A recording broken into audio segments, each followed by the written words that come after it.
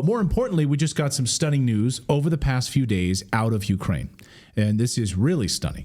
According to a new report, the Ukrainian armed forces have been drafting around 30,000 troops monthly since May. Now, on the face of it, you say, how is that possible? They have no men left, right? How is that possible?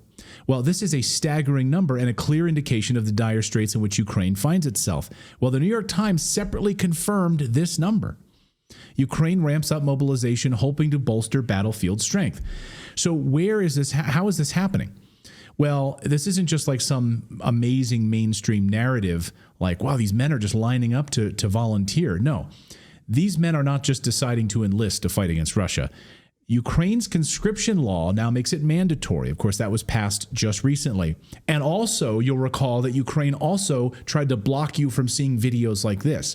If you take videos of these conscription body snatchers grabbing men off the streets and throwing them into paddy wagons and taking them off to the front lines, if you live in Ukraine, social media police will come to your house. You're not allowed to do this anymore. So that's why a lot of these videos have now dried up. You're not allowed to see them anymore. But now these body snatchers are out in full force. 30,000 per month they're rounding up off the streets. Do you have a disability? Who cares? Walk with a limp? Doesn't matter. Are you mentally disabled? Doesn't matter. We'll throw you in the wagon and we'll take you off to the front lines. Are you old? It doesn't matter. Are you too young? It doesn't matter. Do you support your family and your family's relying on your one income and you can't go to war? Doesn't matter. We're going to throw you into a wagon and you're going to go fight. That's exactly what's happening. The body snatchers are out in full force all over the country, grabbing men off the streets just like never before, dragging them into vans, forcing them to go fight, young men, old men. It doesn't matter anymore at all. This is a nation that is absolutely desperate right now to fill its meat grinder ranks. Speaking of meat, this desperate conscription drive has led to some appalling scenes like this. According to reporting from RT, there are now meat trucks operating with Ukrainian men trying to get out of Ukraine, hiding in frozen meat trucks like this one, like in the body, in the corpses of frozen meat, trying to bury themselves within this. Here you can see these men being rounded up. And so now they're stopping these meat trucks as Ukrainian draft dodgers are trying to get out, trying to get into Moldova and trying to get into Poland and other countries right now. Military recruiters are stopping these meat trucks, and instead of finding all this frozen meat in there, they're having to dig through and find all these men that are trying to escape the draft right now. Now, why should we, here in the United States, care about the conscription practices of countries thousands of miles away? Because, my friends, what is happening in Ukraine could very well foreshadow what might be happening here at home in the United States. The most recent edition of the U.S. Army War College's academic journal includes a section that's titled Casualties, Replacements, and Reconstitutions. Now, we've covered what the Biden administration has been doing towards a draft, and I think it's worth repeating today. And I think, the Mises Institute, Libertarian Mises Institute, really, did a great article on this last year that we featured here. Just let this sink in for a moment. The thought of returning to a military draft, a system that forces our young citizens into combat roles, is being seriously considered by Pentagon brass. The context provided within this essay notes that in the event of a large-scale conflict, the U.S. military could face a staggering 3,600 casualties per day, requiring 800 replacements per day. For context, the U.S. suffered about 50,000 casualties over 20 years in Iraq and Afghanistan. And so the essay suggests that such a number could be reached in just 2 weeks of intensive combat in a large-scale war. In other words, facing Russia head-on would leave us with 50,000 casualties in just 2 weeks of fighting.